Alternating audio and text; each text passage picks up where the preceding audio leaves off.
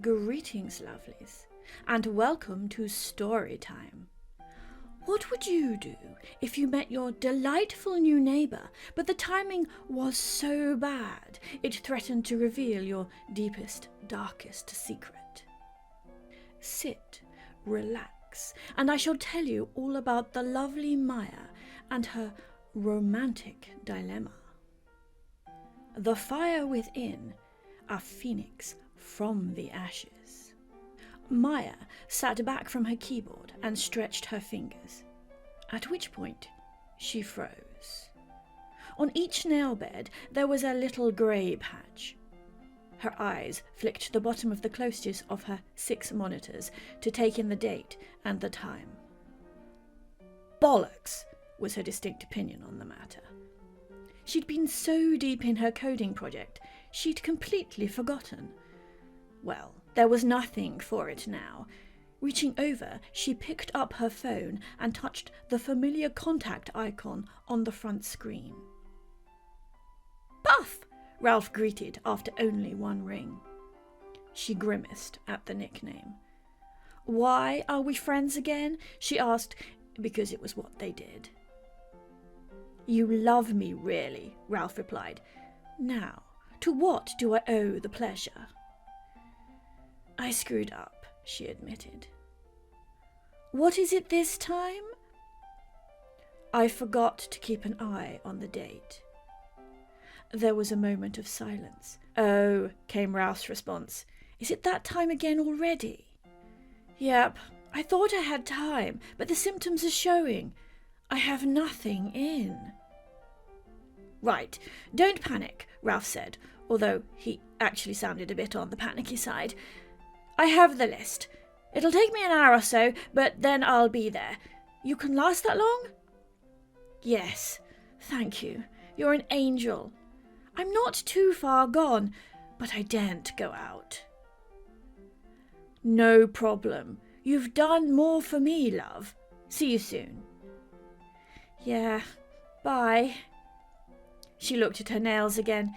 In her head, she could see the little patches of grey growing and darkening, but she was pretty sure that was just her imagination. She couldn't even feel the prickling under her skin yet, and that usually gave her a couple of hours' warning at least. Hitting save on her work, she locked the computer and pushed her chair back. What she really needed was a cup of tea. She just flicked the kettle on and was about to start making a cuppa when the familiar trill of her doorbell sounded. It had only been a few minutes, so it couldn't have been Ralf yet. Unless that was, he couldn't find the list he had for emergencies. He only lived downstairs, so if he'd misplaced it, he could have run up rather than straight out. Putting the box of tea bags back on the counter, Maya walked towards her front door. "Did you?"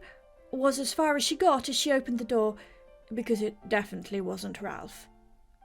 "Hi," said the woman with the sparkling eye and a cheerful smile, who was, in fact, standing on her doorstep.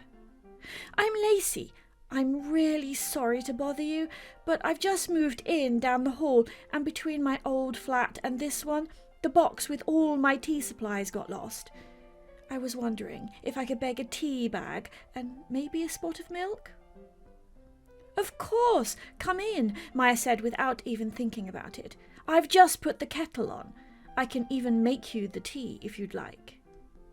It was only as she stepped back she remembered she was kind of in the middle of a crisis. She glanced at her nails. No change. At least she didn't think so. "Thank you so much," Lacie said. "It's been one of those days." "I know the feeling," Maya replied. "By the way, I'm Maya." "Nice to meet you," Lacie said. "Wow, you have a lovely place. I hope I can get mine to look half as good." "This is all my friend Ralf," Maya said, leading the way to the kitchen. "He has an eye for interior design. I just gave him a price limit and off he went. I'd probably still be living out of boxes if it wasn't for him." She grabbed a second mug from the cupboard and popped a tea bag in it and her own. I wish I had a friend like that, Lacie said, leaning on the counter and smiling the lovely smile that had grabbed Maya's attention in the first place. I love art and I adore decorating, but all my friends tell me I go over the top. I blame my nana. She was a hippie back in the day and passed on the vibe.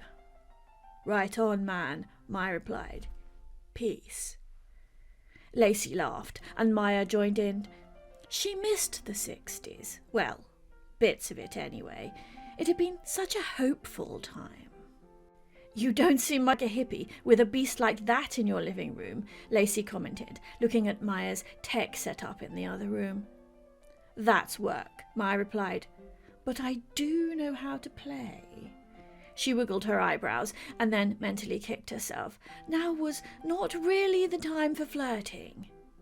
She should have been planning and sending emails to let people know she was going to be indisposed for a day or so, not playing at small talk with her lovely new neighbour.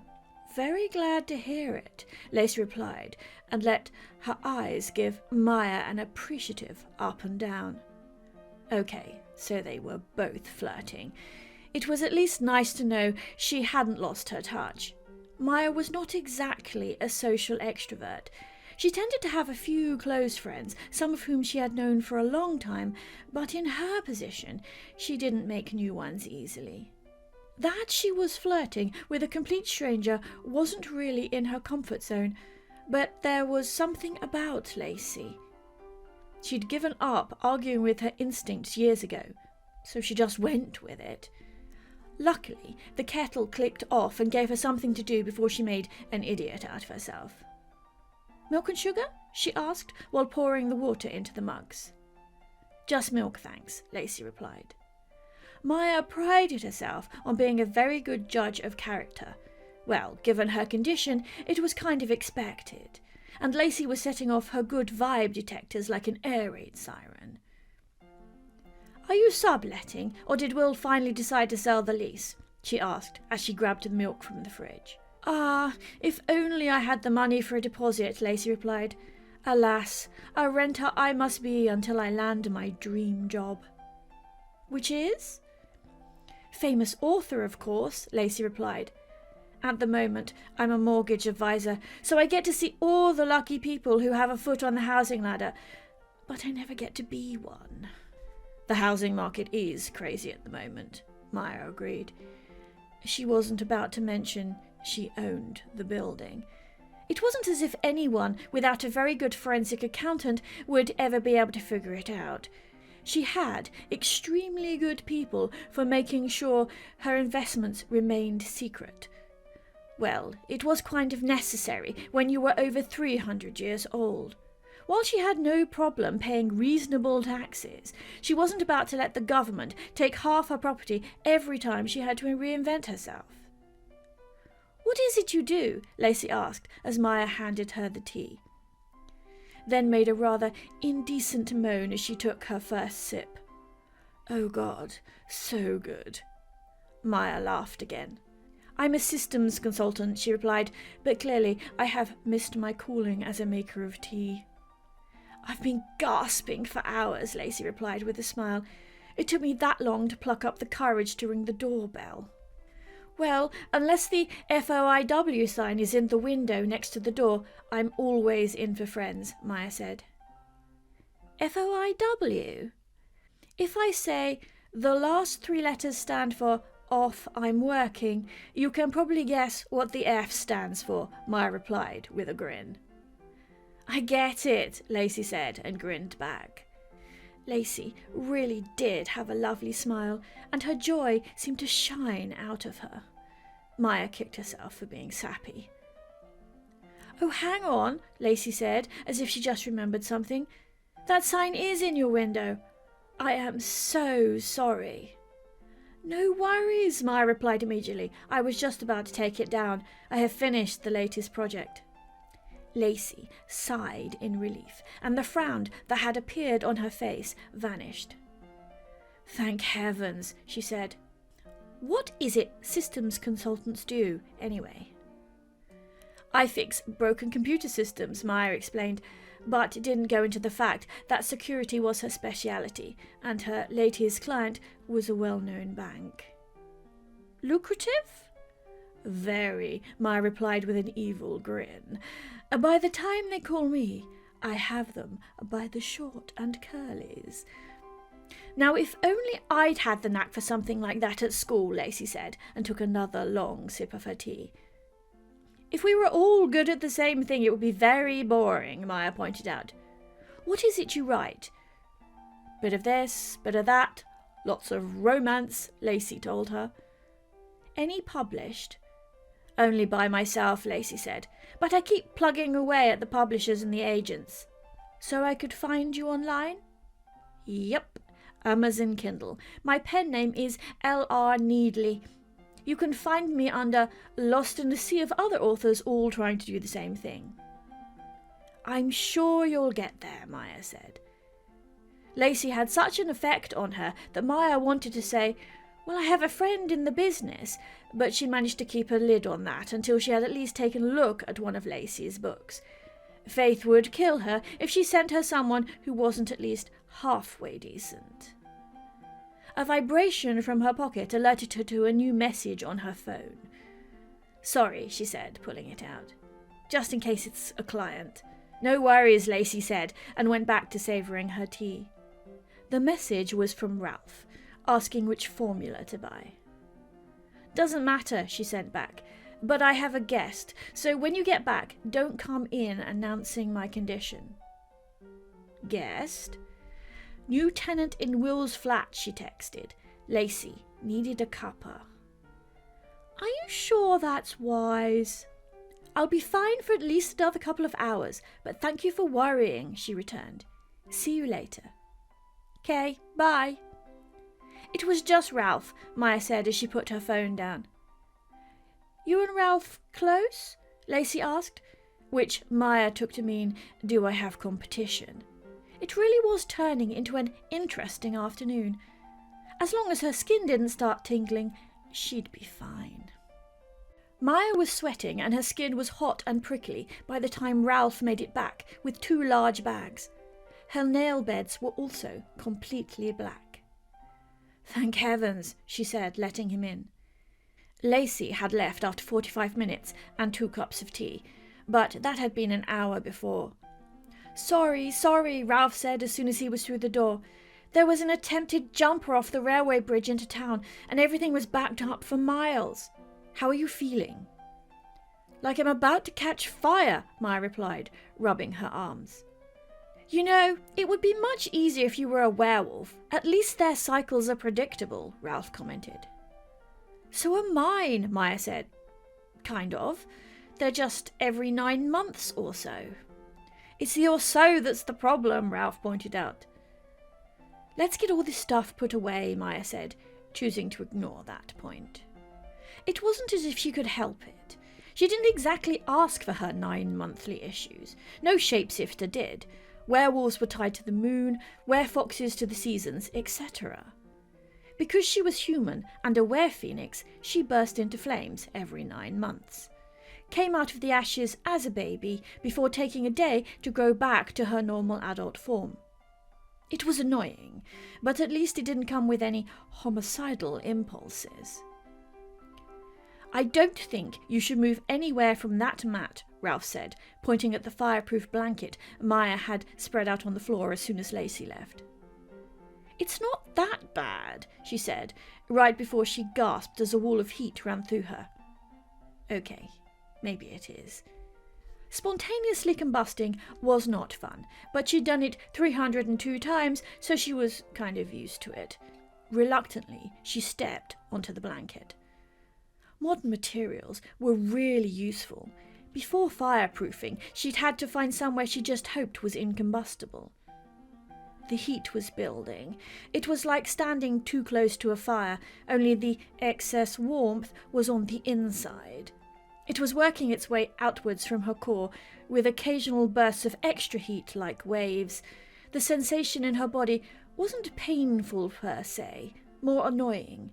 It wouldn't be painful until the final explosion of heat, which would finally push her cells into individually bursting into flames. Always such a joyful thought. "I think now might be the time to fill the baby bath," she said. Ralf just nodded and headed for the kitchen. The baby bath lived at the back of the utility cupboard, where it didn't cause undue questions. "Oh," she said as another wave ran through her. It was coming on fast this time. Sometimes it took hours to go from the first coiling warmth to the flashes that almost incinerated her, but this time they were progressing quickly. It wasn't only the time between burnings that was like pregnancy. The delivery of fire was as random as labour, too. The next wall of heat came in only seconds. "Ralf," she called. She hated how nervous the moment of burning made her, even though she had done it so many times. Logic said she should be used to it by now, but it never ceased to be a little bit terrifying. Looking up, she hoped to see Ralf appearing from the kitchen, but what she actually saw was her front door opening. "Hi," said an all too familiar voice. "I found my tea box. It had been put in another one, so I thought I'd bring you some of those herbal tea bags I mentioned." Ralf had to have not quite pushed the door closed. I had been meaning to get the locks fixed for ages. You had to be firm with it. Now Lacie was standing there, looking at her as she stood in her living room on her flame-proof but scorched blanket in nothing but a ratty set of underwear she didn't mind going up in flames with her. It was too late to do anything, though. "Fuck!" was as far as she got before energy ran through her in a destructive wave, igniting every cell. For a second there was agony. Everything disappeared in white-hot heat as every fibre of her being exploded. Long moments seemed to stretch to infinity as she floated, bodiless and ephemeral, seeing nothing, hearing nothing except the essence of existence. Then it folded in on itself, and she was sucked down, her consciousness shrinking just like the energy of her being until nothing made sense anymore. She looked up at the strange lady in her doorway and wailed her distress to the world. The headache was not unexpected as Maya opened her eyes and found herself in her own bed. She lifted the covers and looked down at her current body. She was wearing her CSI t-shirt that Kathy had brought her back from Vegas, and it was ridiculously huge, more like a dress. At a guess, her development was about that of an 8-year-old. She didn't remember much, just flashes of how she came to be where she was, but that wasn't unusual. Her brain never really started working properly before her rebirth had reached about the current stage. It was something to do with the major changes her brain was having to go through and her sleeping most of the time as a defense mechanism. Hi?" said an awkward voice from the doorway. She looked up, saw Lacie, and remembered her last few moments with exceptional clarity. "Ralf said you'd need these about now," Lacie said, and vaguely held out a glass and some pills. Maya didn't know what to say. Yes," was what she went with in the end. Lacie took that as her cue and walked into the room, passing Maya the offering. Given that Maya still had no idea how to handle the situation, she took the glass and downed the pills quickly. "So, a werephoenix, eh?" Lacie said, when Maya took an extra drink to give herself time to regroup. "Yeah," she said, at a loss for anything sensible. "You were adorable at what, age 9, by the way?" "Thanks." Maya hoped the mattress would open up and swallow her. "Not quite what I expected from a next-door neighbour," Lacie said, "but much more exciting." Maya looked up to see an expression somewhere between confused and hopeful on Lacie's face. "I'm guessing you had no idea people like me existed," she asked, since they were clearly having this conversation now, despite the fact her voice was high and weird at the moment. "Not outside of paranormal romance, no," Lacie replied. "Why don't you sit down?" Maya invited. You must have questions. Lacie just folded into the chair beside the bed. My questions have questions, she said. Ralf explained the whole burning thing, but he wouldn't say anything else. Told me to ask you when you woke up. That's Ralf, Maya said. Is he, anything I should know about? All human is our Ralf, Maya said, doing her best to smile. I've known him since he was 10, and he'd broke into my house on a dare. And, how old would that make you? Lacie sounded unsure. A lot older than I look, Maya replied, not quite ready to reveal the whole truth. Werephoenixes are functionally immortal. We just renew every cycle. I've been around a while. A hippie? For a bit, yeah. So, how do you get a werephoenix then? Did you get bitten by another one, or... Maya managed a small laugh at that. It was such a funny thought. No, you get a werephoenix when another werephoenix shares their life force with a human or a fae or any of the other species, she explained. It's more about a light show than anything as physical as a bite. No one really knows, but we think the first werephoenix came about when a phoenix did the same to one of the other species. And you could become a bird? Now the questions were coming faster. Maya nodded. I can change at will, but I don't do it often because phoenixes have instincts that can be kind of hard to control. Like what? Well, at heart we're healers. We can use our life force to heal too. It's only if we push it to the limit it creates another one of us. Can you imagine what the government would try to do with us if we started glowing and healing people left, right and centre? Lacie nodded vigorously. Clearly she did get it. There aren't many of us, but we often end up as doctors or surgeons to help deal with the instincts, even when we're in human form, Maya added. And the odd miracle around doctors isn't usually questioned. You're not a doctor, though, Lacie said. No, not this incarnation, she replied. I heal computer systems this time around. I'm something of a troubleshooter, and they call me in when no one else can fix it. I was a field medic in the first Gulf War. Needed a break for a bit after that, and fell into this when I reinvented myself. Helps that I do most of my deals by phone and over the internet too, so no one questions how old I look. Yeah, I guess that must be a bit of a problem. I took you for about 25 this afternoon. Thought I was going to get my very own toy girl. You were flirting, weren't you? Oh, I was flirting, Maya promised. The conversation had turned awkward again. So you're, not running away then? Was what she eventually went with after several long seconds of silence.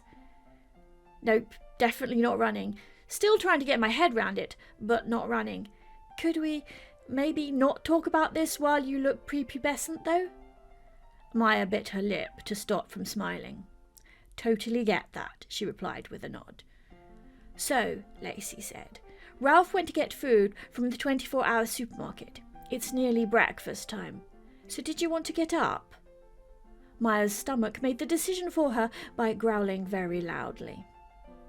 Guess that's a yes, Lacie said, standing back up. I'll go and put the kettle on. Watching her go, Maya tried to decide how to go forward.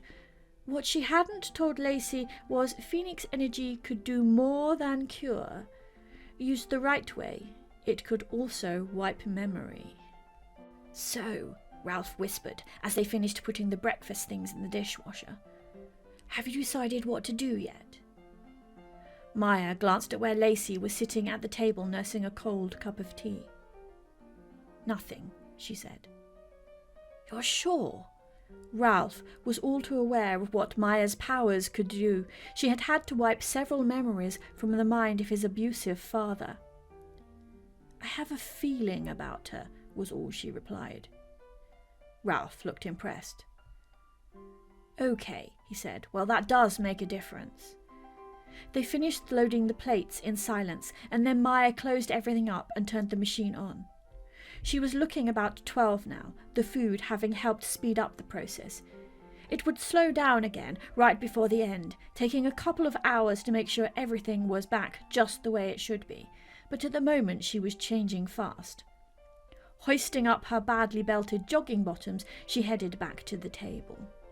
"So," she began to say. "I lied," was not how she expected Lacie to react to her opening gambit. "You did?" she asked, and it came out rather incredulous, because usually she could spot a lie at 100 paces. "I'm not a mortgage advisor," Lucy said, finally looking up from her mug with wide, worried eyes. "I used to be, but I quit and cashed in all my investments so I could write my magnum opus rather than all the silly romances. Don't get me wrong, I love romances, but I've had this idea for ages for this huge fantasy epic, and I need to get it on paper." That didn't sound like a big enough confession to warrant the expression on Lacie's face. "That's not much of a lie," Maya said, hoping to soothe some of Lacie's worry. "I have to do it now," Lacie added, looking even more stricken. "Why?" Maya wasn't sure she wanted to hear the answer. "Because that's how long they gave me," Lacie said. "It's inoperable, they say, right in the middle of my brain, the size of a golf ball. I told them I wasn't going to have any of the treatments, that I wanted to enjoy the rest of my life and write my book." "Oh," Maya said. "Oh," she said again. "Oh," as what Lacie was saying finally made sense. "I didn't want to lie to you after everything you told me," Lacie said. And the thing was, Maya knew Lacie was telling the complete truth. This wasn't her begging for help or demanding Maya do something. This was her needing not to lie. Now Maya was beginning to understand her reaction to Lacie. This was a woman who had made peace with herself, made peace with how much life she had left, and had chosen to enjoy it and spread that joy around her as well. That was what had shone through. Maya stood up and stepped round the table so she was in front of Lacie. "But you don't want to die, do you?" she asked. "Of course not," Lacie replied. "Okay," Maya said, and took half a step forward, wrapping her arms around her new friend. Arms became wings in a shimmer of light, and energy burst out of her core. It was the most natural thing in the world, as she fulfilled the need at the centre of her being. Lacie gasped once and was still as phoenix energy engulfed her, seeking out any damage under Maya's guidance. Like this, there was no way to heal just the tumour. Phoenix power didn't work that way, and Maya's energy found every blemish, every scrape, every tiny injury, as it lanced its way to the root cause. When it hit the tumour, it didn't destroy it like human medicine would have. Instead, it pushed it back in time, taking mutant cells and shrinking them, forcing them back into what had been there before, shifting mutation into normality, until finally all that was left were those first few cells which had broken and started the whole thing. Those it healed. It was over in moments, and Maya's half-form shifted back to human without her even thinking about it. Only as she smiled rather stupidly at Lacie did it hit her, and she sat down on the kitchen floor with a bump as her legs gave out. "You," Ralf said, just looking at her from his chair, "are an idiot. It didn't occur to you that waiting until after you were back to normal would have been a good idea?" Maya really had no answer to that. She would have tried harder to come up with something, but that was the moment Lacie touched her head and promptly burst into tears. Not an uncommon reaction to Phoenix healing, given the shock to the body. But Maya didn't have the strength to stand up and do anything about it. "You stay there and recover," Ralf said, finally moving. "I'll deal with this." Maya decided to do as she was told. She'd figure out what to do after that, once she could think straight. Thanks for listening, lovelies. For lots more fun fiction, jokes and more, like and subscribe, and check out the vid on screen now for another great story.